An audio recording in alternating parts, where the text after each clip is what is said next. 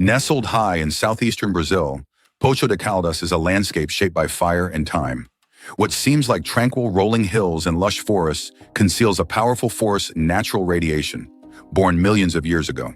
Violent volcanic eruptions once sculpted this caldera. As the magma cooled, it locked uranium and thorium deep underground.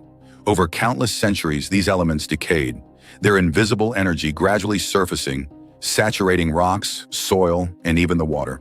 Today, Poço de Caldas records radiation higher than many places marked by catastrophe. Yet this is a product of geology, not disaster. Life flourishes across the plateau. Hardy vegetation roots in mineral-rich ground. Local animals and communities have grown alongside these conditions, showing subtle biological adaptations. Researchers come here from around the world seeking answers.